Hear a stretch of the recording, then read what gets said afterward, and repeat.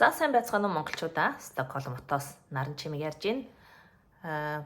Би та нарт өнөөдөр бас нэг жижигхэн мэдээлэл өгчэй гэж бодоод яагаад гэхээр энийг айгүй олон хүн асуугаад байгаа байхгүй юу. Тийм учраас ерөнхийдөө нийт донд нь энэ мэдээллийг өгчихё. Юу вэ гэхээр энэ нөгөө манайхан ерөнхийдөө бас тэг жоох буруу ойлгочод байгаа шиг байна. Миний нөгөө түрүүчийн өгсөн мэдээллүүдээс үнслээ те.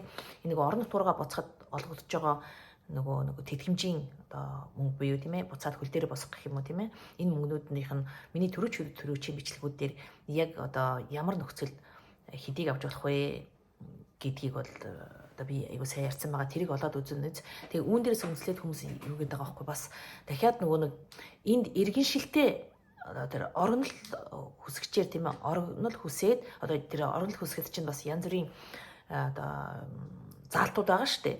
Тэдний аль нэгээр нь аваад энд оршин суугч зөвшөөрөл аваад бүр иргэншил авсан хүмүүс бас буцахад тодорхой хэмжээний одоо урд нь болохоор 40 мянган крон нэг гэр бүл 40 мянган крон гэж тэр нь бас нэмэгдээд яригдаад байгаа зүйл байгаа байхгүй. Тэр нь болохоор одоо 350 мянгаас 600 мянга хүртэл их одоо ийм мөнгө олгодно гэсэн зүйлийг манайхан нөгөө олж үзчихээ. Тэр нь нөгөө одоо бичгийн хэлэн ч юм уу тийм ээ сайн биш учраас тэрийг яг нөгөө энэ хуулийн заалтанд яг ямар утгатай юм бэ гэдгийг ойлгохгүйгээр бид нар ингээд авчиж болох юм шиг надаас маш их асуугаад байгаа байхгүй. Тэгэхээр энэний нөгөө эргэлзээг тайлахын тулд би та нарт ямар энэ мэдээллийг өгчий. Тэр болохоор манайханд огт хамааралгүй. Яг гэхээр манайх чи нөгөө ардчилсан орн гэдэг утгаараа ер нь нөгөө одоо энэ орон л хөсөж байгаа тэр заалтуудаас яг тэр нөхцлөөр нь авсан хүмүүс маш ховрхон байдаг.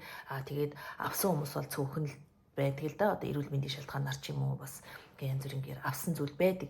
Гэхдээ тэр хүмүүс мэдээж тэр иргэншлээ буцааж өгөөд шууд одоо Монгол руугаа одоо буцъя дахин хязгаарч ирэхгүйгээр би буцъя гэж байгаа гэх хүн нь бол байхгүй гэж бодож байна.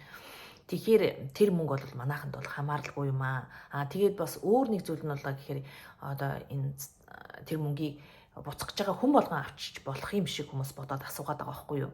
Тэр яах вэ гэхээр оргонол хүсээ тийм ээ. Оргонол хүссэн өргөдөлтөө үгүйсгсэн хариу авсан тохиолдолд та нар тэр буцаад хөл дээрээ босох юм уу тийм ээ очиод өнгөж одоо танд ямар ч нөгөө ор хорон оож хаяга байхгүй тий эдийн засгийн хувьд маш хүндрэлтэй гэдэг утгаараа бас туслан дэмжлэг болгож нэг дээдлэн 50000 крон 50000 еврогоор бодож энэ өөх ийм зүйл байгаа байхгүй юу. Тэгэхээр тэр мөнгийг болохоор яах вэ гэхээр оргонол хүссэн заалтандаа одоо үгүйсгэх хариу аваад за тэгээ одоо би яг хөө та нарын гаргасан шийдрийг хүлээн зөвшөөрж байна. Би их орон руугаа буцъя. Тэгтээ надад одоо тусламж дэмжлэг хэрэгцээтэй байна. Тэгээд би дахиад буцаж ирэхгүй гэсэн үүднээс тэр мөнгийг одоо хүсэлт гаргаад тэгтээ одоо шууд танд май гэдэг одоо хүн болгонд автоматар 50000 евро өгнө гэж бол байхгүй шүү дээ. Тэгэхээр тэр таны нөхцөл байдал оруулах гэсэн нөхцөл байдал чи ямар байна? Шийдвэр чинь ямар тохиолдолд ямар шатандаа явж байхад та нэг хүлийн зөвшөөрсөн байна гэхээсээс шалтгаалаад наадах чинь тэр мөнгөн дүнгийн одоо өөр байж байгаа. Тэнийг болохоор би урдныхаа өгсөн мэдээллүүдээр маш тодорхой ярьсан байгаа. Тэрийг та нар олоод үзчихнэ. Миний одоо Milmi гэсэн блог дээр байгаа. Дээрс нь ороод нөгөө subscribe хийчихвэл одоо миний бичлэгүүд бүгдээрээ гараад ирнэ. Тэгээ сүүлийн үед хийгдсэн бичлэгүүд дотроос нь гарчгийг харж байгаа та нар тэрийг олоод үзчихье. Тэр энэ тэр 600 мянган крон хүртэл олгодож байгаа мөнгө болохоор манайханд ер нь баг хамаа байхгүй. Тэр нөгөө орон хөсөхэд нэлээд олон нөгөө шалгуур заалтууд байдаг тий. Тэр заалтуудаар нь авсан одоо энд иргэншил авчихсан. Тэгээд одоо эндээс би болохгүй нэ бидгүй би одоо эх орон руугаа буцъя. Би дахиж буцаж ирэхгүй гэсэн хүмүүст л энэ одоо хүсэл гаргаад авах боломж зүйд байгаа. Тэрнээс бол манайханд бол огт хамаагүй юм шүү. Энийг бол тэрийг цалгаж ойлгоорой гэж хэлэх байна. Тэгээ миний өгсөн мэдээлэл бол өнөөдөр энэ хүмүүс энийг бол нэлээх асуугаад байгаа байхгүй юу. Тэгэхээр зүгээр одоо бэлэн ямар ч одоо ёстой нэрэ хулганы нөхөнд л юу гэдэг вүлээ. Хулганы хахунд л үнгүй юм байдаг гэхчээр хулганы үнгүй байлаач гэсэн тэр чинь нөгөө одоо даруулаад өгнө гэхчээр ямарваа энэ чинь нөгөө тэр мөнгө төргөө эдийн засгийнхаа одоо төсөөс нь л гарч байгаа мөнгө учраас зүгээр хүн болгонд май гэд энийг бол өгчдөг бол зүйл биш шүү дээ.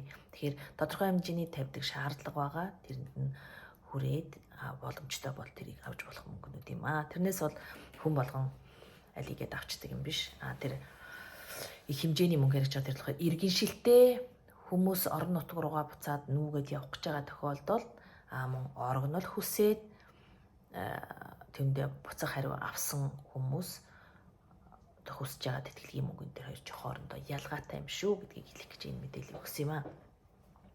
Тэгээд бас өөр нэг одоо миний энэ бичлэгийг үзэх байх л гэж найдаж байна.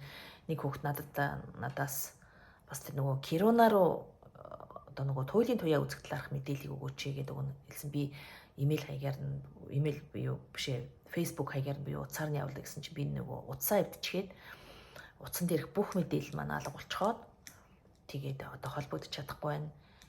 Хэрвээ үзчихвэл ич рүүгээ нөгөө одоо мессенжерээр юм уу скол утсаараа мессеж хичээл ороод ирээрээ. Чин тэр мэдээлэл чинь чамд нөгөө хувь чат руу чинь буюу тийм ээ өгё гэж хэлэх байна.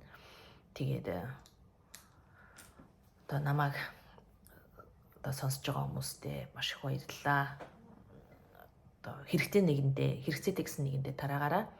Тэгээд хэрвээ одоо миний нөгж байгаа мэдээлэл таалагдахгүй те танд хэрэгцээг бол алгасаад явчихаарэ. Тэ ураа хөргөн зарим нэгэн ганц нэгэн хүн одоо өдрийн од шиг ганц нэг хүн жоохон одоо та маяглаад энэ ч гэдэг ч юм уу. Сул өгөх хэрэглээ гэд ингээд айгу тийм эвгүй байдлаас те яг тийм сайн шүүмжийг үнэхээр одоо те боломжтой үнэхээр надад гарч байгаа алдаа дутагдал байгаа бол тэрийг би хүлээгээд авна. Одоо илүү сул үг хэрэгжилж байгаа тэрийг бол би маш их анзаарнаа. Тэн дээр бол хүлээгээд. Тэрнээс бол зүгээр өгч байгаа мэдээллийн маань ингээд одоо маяглаа гэх ч юм уу. Ийм зөв бичиж байгаа мэрсэр ганц нэг хүн байна те. Тийм хүмүүс байвал алгасаад явчаарай те танд хэрэгцээгүй байж болно. Бус хүмүүст бол хэрэгцээтэй байгаа гэж найдаж байна. Угаасаа байдаг хүмүүс энэ миний өгсөн мэдээллийг энэ хугацаанд зөндөө аваад тэгээ баяр таашлан талархснаа илэрхийлсэн хүмүүс нь бол маш олон байдаг. За тэгээд анхаарал тавьсан сонссон маш их баярлалаа. Дараагийн бичлэг хүртэл баяр таа.